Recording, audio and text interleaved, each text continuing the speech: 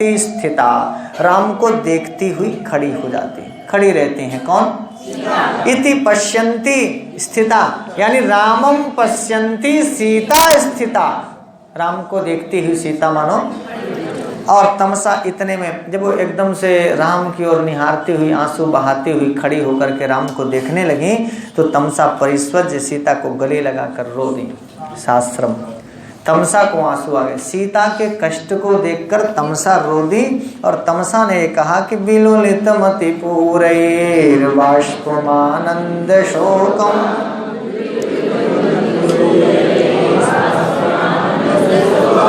प्रभवमवसृजन्ते पक्ष्मलोत्तान दीर्घा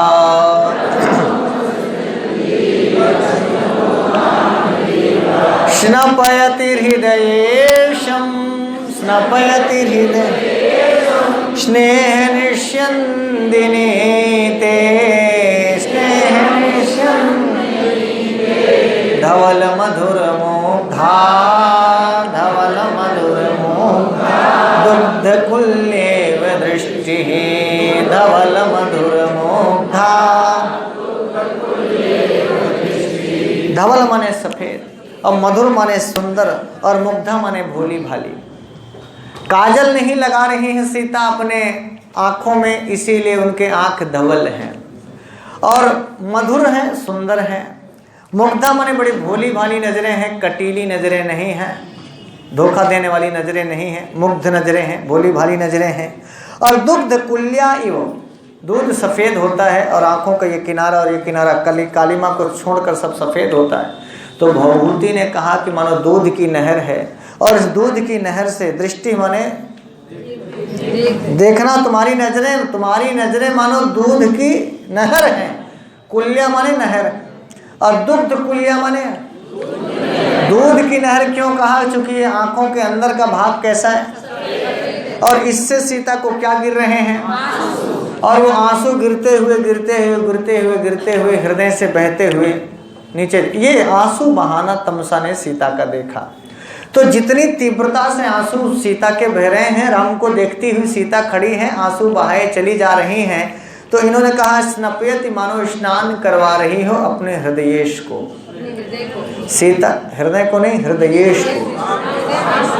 हृदय के ईश कौन है? राम। भाई सीता के हृदय में कौन बैठे? तो आंसू कहाँ गिर रहे हैं? तो मानो किसको नहला रही हैं? तो सीता के हृदय में राम को छोड़ कोई है ही नहीं। तो तमसा ने कहा स्नापयति, मानो नहला रही हो हृदयेशम, अपने हृदय के स्वामी को। दिल में कौन है इनके? और स्नेह किससे? बोले मानो आंसू नहीं, स्नेह निस्यंदिनी। निस्यंदिनी माने बह रहा है। क्या? प्यार बह रहा है। और मानो आंखों से बहने वाले प्यार से दिल में रहने वाले अपने राम को तुम नहला रही हो। समझ में आया? वो हृदयेश कौन है और स्नेह क्या है? प्रेम, प्यार। और ये निस्यंदिनी बह रहा है। निस्यंद माने बह रहा है आंसू। लेकिन भवभूति ने कहा आंसू नहीं है, ये तो प्यार है। और ये खुशी के आंसू हैं, प्यार के आंसू हैं। प्यार नहीं होता तो आंसू नहीं आते। यदि प्यार में बह रहा है आंसू तो फिर वो आंसू नहीं, प्यार ही बह रहा है। और यदि वियोग में बह रहा है आंसू तो फिर वो आंसू नहीं, वियोग बह रहा है, कष्ट बह रहा है, शोक बह रहा है। बोले हाँ, आपको भी अनुभव होगा तो इसको ध्यान रखना। आज सीता राम के सामने खड़ी खड़ी रो रही हमारे प्यार से, तो भवभूति ने कहा कि ये आंसू नहीं है। तमसा ने कहा स्नेह निस्यंदिनी, स्नेह निस्यंदिनी। ते माने तब, ते माने क्या? दृष्टि। तुम्हारी दृष्टि मानो प्यार बहा रही है। और दृष्टि कैसी है? बोले धवल है, मधुर है, मुग्ध है। दूध की नहर के समान तुम्हारी दृष्टि मानो प्यार को बहा रही है और हृदयेशम को मानो नहला रही है। बोलो हाँ। और बोले प्रभवमवसृजन्ते पक्ष्मलोत्तान दीर्घा। पक्ष्मल उत्तान दीर्घा दृष्टि। पक्ष्मलोत्तान दीर्घा क्या? दृष्टि। पक्षमल माने ये भौं है, ये तो पलके, ये। और पक्षमल, अब बहुत सुंदर पक्षमला, पक्षमला क्या दृष्टि है। उत्तान माने बड़ी बड़ी क्या दृष्टि है। और दीर्घा माने विस्तृत है, सुंदर पलकें हैं, विस्तार है नेत्रों में, और दीर्घ है क्या दृष्टि। तो पक्षमलोत्तान दीर्घा क्या, और विलुलितम इधर उधर फैल गया है क्या, अतिपूरई ही बहुत अधिक बह रहा है। अतिपूर माने अत्यधिक प्रवाह। अत्यधिक प्रवाह किसमें, वाष्प में। वाष्प माने आंसू में जब बहुत प्रवाह होगा तो विलुलित होगा, फैलेगा। तो बाष्पम विलुलितम, बाष्पम, बाष्पम क्यों विलुलितम, बोले अतिपूरई ही, इसलिए बहुत तेज आंसू बह रहे हैं, इसलिए बाष्पम माने आंसू, विलुलितम माने बिखर गया है, कभी इधर से गिर रहा है, कभी इधर से, कभी इधर से, कभी इधर से।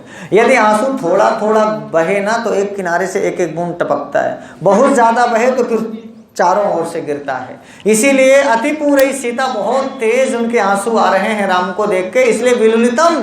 और ये आंसू हैं आनंद के और शोक के। आगे लिखा है बाष्पम के आगे क्या लिखा है, आनंद इस बात का कि 12 साल बाद देखे तो सही, और शोक इस बात का देख तो पा रहे हैं, बोल नहीं पा रहे हैं, मिल नहीं पा रहे हैं। बोलिए हाँ। तो आनंद के भी आंसू हैं। भवभूति ने कहा आनंद शोक प्रभवम, नीचे उतर आओ, आनंद शोक, आनंद शोक प्रभवम क्या, बोले बाष्पम। आनंद शोक प्रभवम क्या, और ये बाष्पम कैसा, बोले विलुलितम। और ऐसे बाष्पम को अवसृजंती, धारण करने वाली, ते दृष्टि ही। सही जगह में पहुंच गए, समझ में आया। आनंद शोक प्रभवम बाष्पम अवसृजंती ते दृष्टि ही। आनंद और शोक के कारण, प्रभव माने पैदा हुआ, ये जो आंसू पैदा हुआ उसमें रीजन है खुशी, आनंद भी और शोक भी।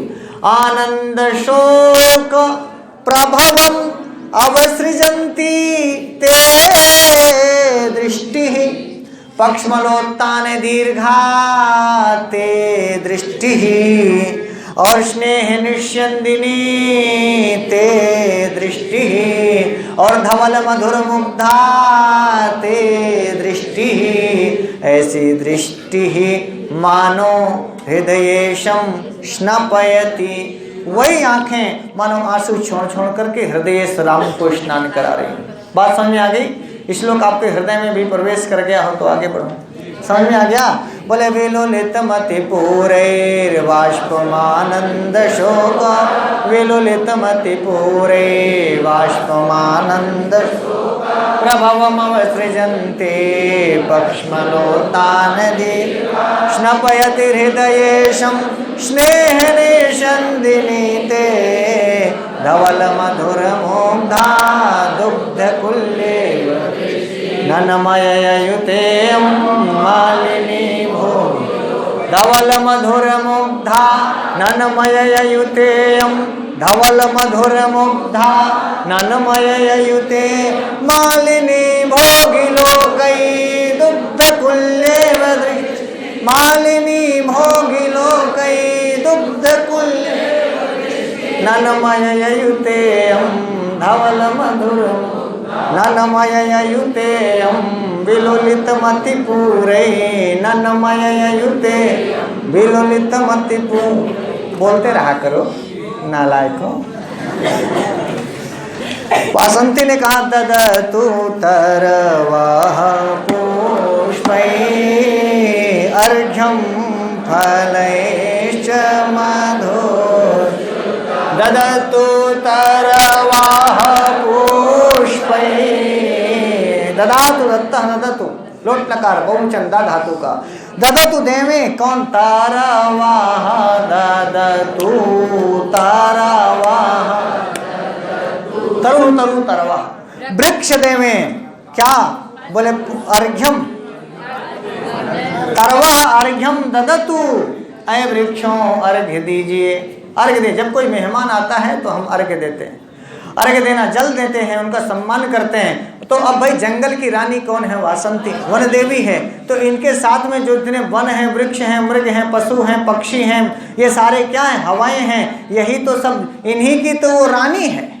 बोलिए, रानी का आदेश सुनना। चक्रवर्ती सम्राट राम एक रानी के यहाँ पधारे हैं। स्वागत समझना, एक राजा का एक राजसी स्वागत हो रहा है जंगल में। जंगल की रानी वासंती ने, मानो वन देवी वासंती ने स्वागत किया और वृक्षों को आदेश दिया। पहला आर्डर वृक्षों के लिए, ए वृक्षों, ददतु तरवाः पुष्पैः और फलैः अर्घ्यं ददतु। पुष्पैः और फलैः और मधुच्युतः तरवाः। मधुच्युतः क्यों? जिनसे मधु चू रहा है, जिनसे पराग चू रहे हैं, जिनसे मानो फूलों के बीच का जो पराग कण है वो मधु कहते हैं। और मानो हवाएं चलती हैं तो फूलों की पंखुड़ियां गिर रही हैं जिन वृक्षों से। तो एक तरह से वृक्ष मधुच्युतः तरवाः, फूलों के माध्यम से और फलों के माध्यम से। तृतीया का बहुवचन है पुष्पैः और फलैः में। इसलिए वृक्षों ने पूछा कि कैसे दे अर्घ्य? पानी से? बोले नहीं, पुष्पैः फलैश्च मधु। वृक्षों का अर्घ्य है उन फूल वर्षाओ और फल वर्षाओ। समझ में आया? अरे बहारों फूल मेरा महबूब ददतु तरवाः पुष्पैः अर्घ्यं फलैश्च मधु। ये तो अर्घ्य दीजिए ऐ वृक्षों, ऐ मधुच्युतः तरवाः, ऐ मधु बरसाने वाले वृक्षों। पुष्पैः और फलैः अर्घ्यं ददतु। पुष्पैः फूलों के द्वारा, फलैः फलों के द्वारा, अर्घ्यं ददतु अर्घ्य देवें। और बोले स्फुटित कमला मोद प्राया प्रवान्तु वनानि। ऐ वनानिला, अनिल माने और वनानिलाह माने, वनानिलाह माने ऐ जंगल की हवाओं, अरे तुम प्रवान्तु, तुम बहो। बोलो, तुम क्या करो? ऐ वनानिलाह प्रवान्तु। तो जंगल की हवाओं ने पूछा कि ऐ वन की देवी वासंती, मैं कैसे बहूं, किस प्रकार की सुगंधी करूं? बोले कामाला स्फुटित, कामाला स्फुटित। स्फुटित माने क्या? खिले हैं, यानी कमल वाली हवा। स्फुटित कमल, आमोद माने सुगंधी, आमोद माने अप्रायः माने अक्सर, माने जिस हवा में खिले हुए कमलों की आमोद हो, सुगंधी हो, ऐसी हवाएं, ऐसी हवाएं चलो। प्रवान्तु कौन? वनानिलः, वनानिलौ, वनानिलाः। प्रथमा का बहुवचन, इसीलिए प्रवातु। और बहुवचन में क्या कहा? प्रवान्तु ना, पठतु पठताम पठन्तु। और इसीलिए कहा प्रवान्तु, बहें। कौन बहें? हवाएं बहें। और हवाएं कैसी हवाएं? बोले स्फुटित कमला मोद प्राया प्रवान्तु वनानि। ऐ मधुच्युतः तरवाः पुष्पैः और फलैः से अर्घ्यं ददतु। और खिले हुए कमलों की सुगंधी को लेकर के हवाओं तुम, हवाओं तुम। क्यों? क्योंकि मेरा महबूब कलामा विरलम राजत, कलामा विरलम राजत कंठा क्वणन्तु शकुन्तया। शकुन्तयः पक्षिणः, ऐ शकुन्तया, ऐ पक्षियों, क्वणन्तु, अरे गाओ गाओ, कंठ खोलो। बोले कलामा वीर, अविरलम, रुकना नहीं है, अविरलम। और कैसे बोले? कलम, मधुर कंठ से, मधुर कंठ से बोला है कलम। इसलिए कौवा तुम नहीं बोलना, कोयल तुमको गाना है। कलम विरलम रजत। रजत माने जिसका रंगीला कंठ है, जिसका सुरीला कंठ है। तो रजत कंठाह कौन? शकुंतया।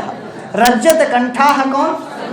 सभी शकुंतयों का कंठ रजत नहीं है। इसलिए जिनका जिनका सुर नहीं मिल रहा है वो पानियों नहीं ले आवे, और जिनका सुर मिल रहा है रजत कंठाह शकुंतयः। कलम मधुर अविरलम, लगातार निरंतर राम आए हैं, लगातार गीत गाने हैं, राम के स्वागत गीत गवा रही है। कोई अतिथि आता है, स्वागत कैसे होता है सुन लेना। भवभूति ने स्वागत करवाया वासंती के माध्यम से। चक्रवर्ती सम्राट राम आज फिर से पधारे हैं, तो वृक्षों के द्वारा अर्घ्य दिया जाए, हवाएं चलें, और स्वागत गीत में लगा दिया कोयल की ग्रुप को। बोले कलम मधुर मधुर अविरलम, लगातार रजत कंठा, सुरीली कंठ वाली शकुंतया हमारे पक्षीगण क्वणंतो, शकुंतया क्वणंतु वनानिलाः प्रवान्तु, और तरवः ददतु, और तरवः वृक्ष देवें, हवाएं बहें और पक्षी गाएं। क्यों? बोले पुनरेदमयं देवो रामा स्वयं वनमा, रामा स्वयं वनमा, पुनरेदमयं देवो।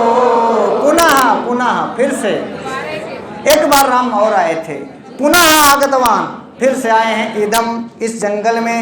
अयम देवो रामा, अयम देवो रामा, स्वयं वनम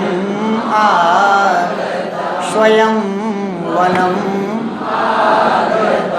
अयम देवो रामः, ये भगवान राम, ये चक्रवर्ती सम्राट राम पुनः फिर से इदम वनम आगतः। इसलिए गाओ, इसलिए हवाएं तुम बहो, और इसलिए वृक्षों आप स्वागत सत्कार में इनको अर्घ्य दो। समझ में आ गया?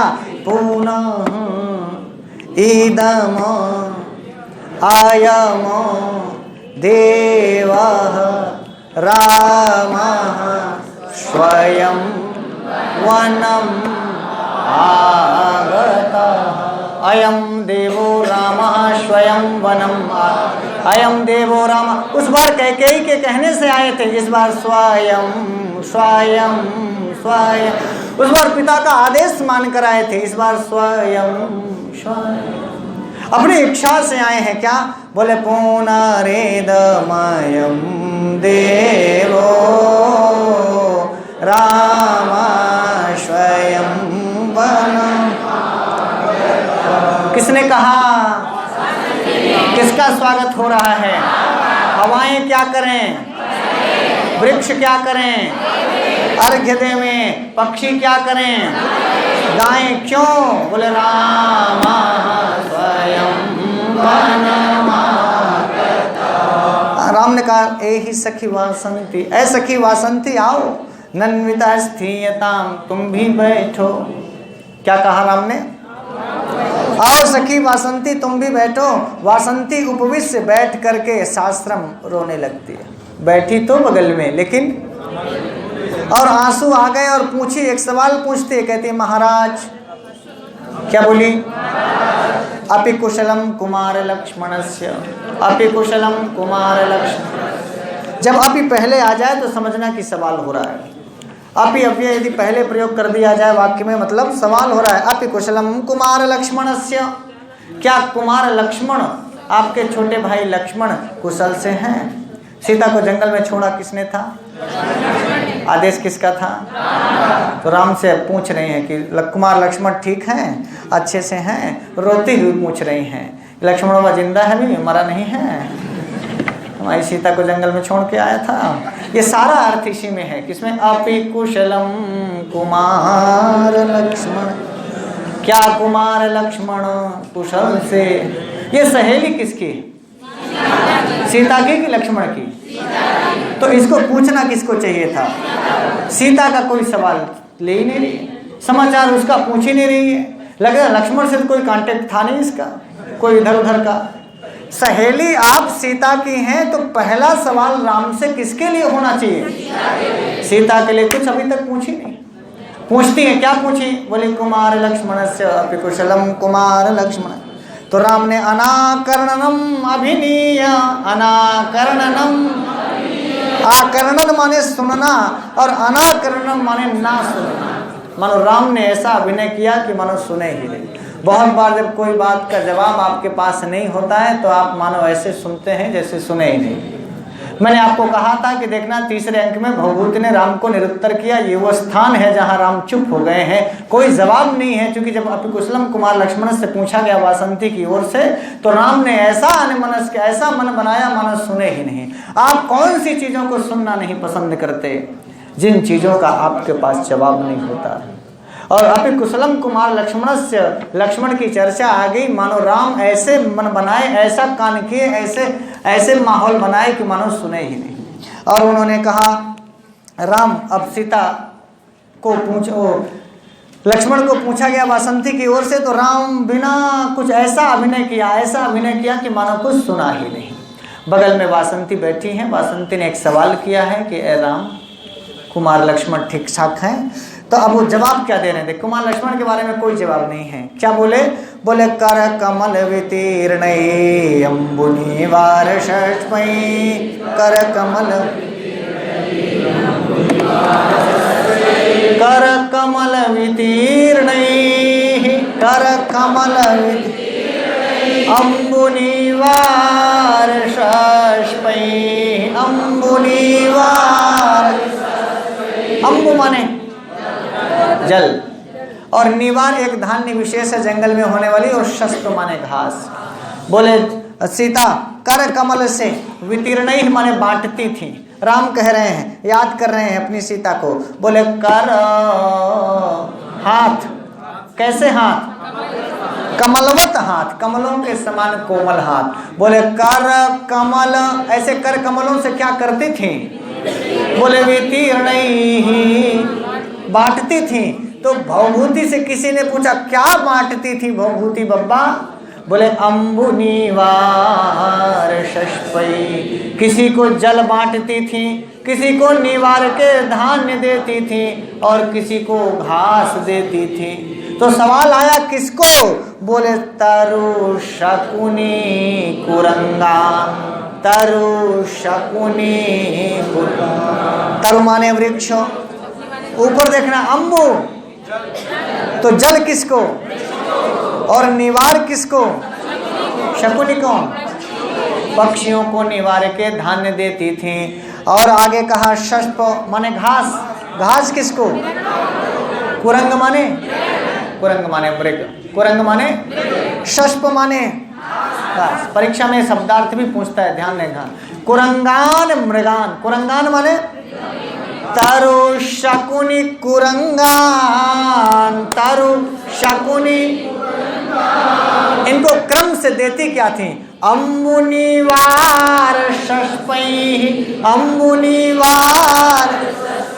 अम्बु माने जल किसको देती थी? तो वृक्ष क्या होते थे?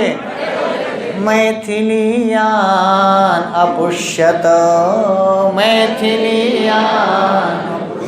यान माने जिनको, यहाँ यौ ये, यम यौ यान, यान तरु शकुनी कुरंगान यान, वृक्षों को, पक्षियों को और मृगों को। अम्ब माने जल, निवार माने निवार के धान्य, और शस्प माने घास दे करके, यान माने जिनको मैथिली ने अपुष्यत, जिनको मैथिली ने पाला, अपुष्यत पाला पोषा। वृक्षों को पाला जल से, पक्षियों को पाला निवार धान्य से, और मृगों को पाला हरी हरी घासों से। राम का कथन है। बोले तरु शकुनी कुरंगान मैथिलियान अपोष्यत। अब अब ये देखना पूरी लाइन कहा, और आज इस जंगल में पंचवटी में बैठ के राम ने कहा भवति मम विकारः भवति मम तेषु दृष्टेषु कोपि भवति मम। भवति हो रहा है, मम माने मेरे अंदर विकार, तेषु दृष्टेषु उनको देखकर मैं उन वृक्षों को देखता हूँ, मेरे अंदर एक पता नहीं किस प्रकार की अजीब सी उलझन होने लगती, एक विकार आता है। क्यों? क्योंकि सीता का लगाया हुआ वृक्ष है।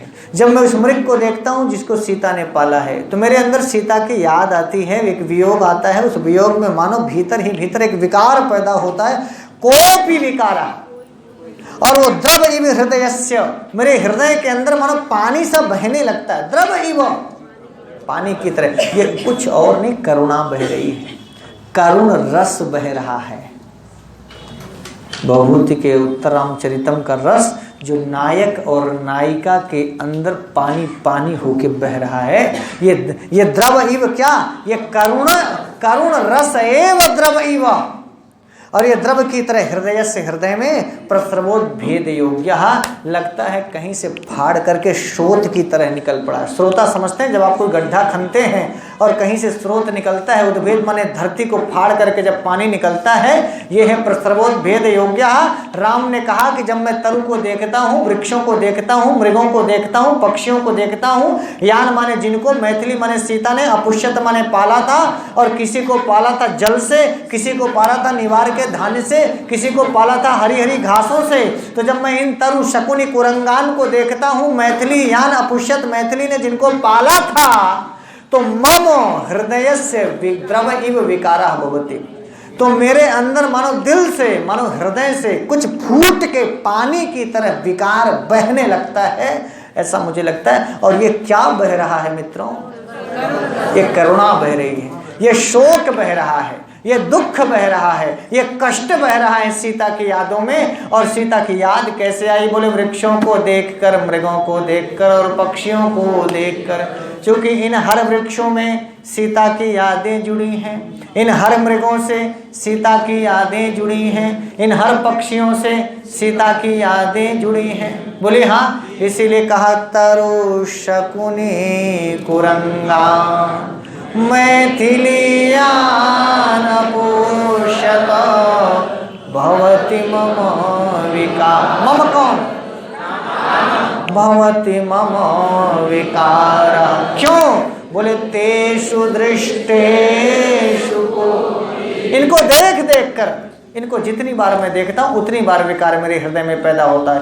तेषु दृष्टेषु कोपि, किसकी तरह बह रहा है राम? बोले द्रव इव हृदयस्य, द्रव इव प्रस्रवोद्भेद योग्यः, द्रव इव हृदयस्य प्रस्रवोद्भेद, मानो स्रोत का प्रवाह के योग्य, मानो कोई श्रोता, स्रोत समझ रहे? सोता समझते? तो स्रोत से जैसे गड्ढा खने और स्रोत निकल आए, ऐसे ही मानो हमारे हृदय से करुणा का स्रोत बहने लगता है, और लगता है कि जैसे पानी की तरह कुछ भीतर ही भीतर बह रहा है। और वही जब भीतर बहता है फिर वही आँखों से बहता है। जिसके भीतर नहीं बहता उसकी आँखों से बाहर नहीं बहता है। बोलो हाँ या ना? राम के भीतर बहने लगा द्रवैव हृदयस्य प्रस्रवोद्भेद योग्यः, मानो बाहर निकलने के योग्य कुछ भीतर सा अजीब अजीब सा लग रहा है। राम कह रहे हैं, सवाल पूछा गया था कि लक्ष्मण कैसे हैं, सीता की याद आ गई, और राम ने सीता के बारे में कहा वासंती छोड़ने वाली नहीं थी। अगला सवाल फिर से दाग दिया कि महाराज हमने सीता के बारे में तो कुछ पूछा ही नहीं, हम सीता के बारे में कहे पूछ रहे हैं, आप क्यों बता रहे हैं कि तरु शकुनी कुरंगान मैथिली यान अपुष्यत? अरे भाई, ये कदम का वृक्ष सीता ने लगाया, ये मैंने आपको बताया। ये मोर सीता के द्वारा पालित है, ये मैंने आपको बताया। ये गज शावक सीता का पालित है, पत्नी के साथ है, ये मैंने आपको बताया। और जब सब हम बताए तो फिर हमारी बात बताई हुई तो आप तरु शकुनी कुरंगान मैथिली यान अपुष्यत, सवाल ये हुआ था कि लक्ष्मण कुशल से हैं कि नहीं। फिर से सवाल वासंती ने कर दिया, कहती महाराज देखिए महाराज बोलना ये भी एक बड़ी अजीब सी बात है। देखो आप मित्र हो, आप सहेली हो हमारी पत्नी के, आप सखा की तरह ही पेश आओ, यही अच्छा लगता है। एक साथी आपको साथी की तरह ही ट्रीट करे, चाहे आप कलेक्टर हो जाओ तो भी उसके साथ वही व्यवहार अच्छा लगता है। और यदि वो भी आके साहब साहब साहब करने लगे, थोड़ा अजीब लगता होगा आपको। कभी आप सुनिएगा, क्यों ये बात राम को अजीब लगी। उन्होंने कहा महाराज, क्योंकि जिसने सीता को निकाला वो राम नहीं थे, वो तो कोई राजा था। इसीलिए आज राजा से सवाल जवाब हुआ। वासंती ने सवाल किया कि महाराज मैं उस राजा से सवाल करना चाहती हूँ। ननु पृच्छामि, मैंने ये पूछा है अपि कुशलम कुमार लक्ष्मणस्य, मेरे सवाल का जवाब दीजिए, भाग नहीं सकते। राम ने कहा अनाकरणम अभिनीय, मानो सुने ही नहीं सुने, फिर से सुन लीजिए। मैंने ये नहीं पूछा कि सीता ने किसको पाला, क्या दे दे करके पाला, जल से किसको पाला, निवार से किसको पाला, शस्प से किसको पाला, कौन है, आपके हृदय में कैसे लग रहा है, हम ये पूछे नहीं। जो हम पूछे नहीं वैसा आप जवाब दे रहे, हमारा सवाल कुछ और है, जवाब कुछ और है। राम मैंने ये पूछा है महाराज, ननु पृच्छामि, मैं फिर से पूछ रही हूँ कि अपि कुशलम कुमार लक्ष्मणस्य, का तुम्हारा छोट भैया लक्ष्मण कुशल से है। इसके कितना जानकारी है वासंती को जंगल में रहते हुए भी कि आदेश किसका था, छोड़ने कौन गया था, आदेश किसका था और छोड़ने कौन गया था। नहीं तो देखो ये इनरिलेवेंट प्रश्न है। आप सहेली सीता की हो, मान लीजिए आपके पत्नी की कोई सहेली मिले और आपके छोट भाई का पूछे, मैं आपसे पूछता हूं आप क्या सोचोगे उसके बारे में, क्या सोचोगे बताओ यार। आप अपनी सहेली के बारे में पूछो, सीता के बारे में पहला सवाल होना चाहिए कि मेरी सहेली सीता कैसी है, सीता को क्यों नहीं लाए आप, सीता कहाँ है। इस प्रकार का कुछ सवाल होता है, ये रिलेवेंट सवाल होता है। ये अप्रासंगिक प्रश्न है, लक्ष्मण को पूछना नहीं, लेकिन यही प्रसंग है। प्रसंग वासंती का एकदम प्रासंगिक है। और राम ने आत्मगतम, मन ही मन सोचने लगे। देखना राम बहुत वीर हैं और बहुत ही वाक के धनी हैं, चक्रवर्ती सम्राट हैं। राम के किसी भी गुण पर कोई संदेह नहीं। लेकिन वासंती ने आज राम को आत्मचिंतन करने के लिए मजबूर कर दिया। मित्रों, भगवती ने लिखा आत्मगतम, सोचने लगे राम, सोचने ये लगे, यही जो मैंने आपको सोच के बता रहा हूं, सोचने ये लगे कि यार सीता को पूछना चाहिए था, लक्ष्मण को पूछ रही है और सवाल कर रही कि महाराज। राम सोचने लगे, है महाराज इति, महाराज ऐसा, निष्प्रणयम, प्रणय माने प्यार, और निष्प्रणय माने जिस शब्द में कोई प्यार नहीं है। बोले ये निष्प्रणयम आमंत्रण पदम, ये जो संबोधन हमको महाराज का कर रही, इसमें कहीं से कोई स्नेह नहीं है, कोई प्यार नहीं है, कोई अपनापन नहीं है। जब आप अपने साथी को कहते हैं, ये कहते आओ यार बैठता हूँ, कहाँ जाते, इसमें ज्यादा प्यार है। जब आइए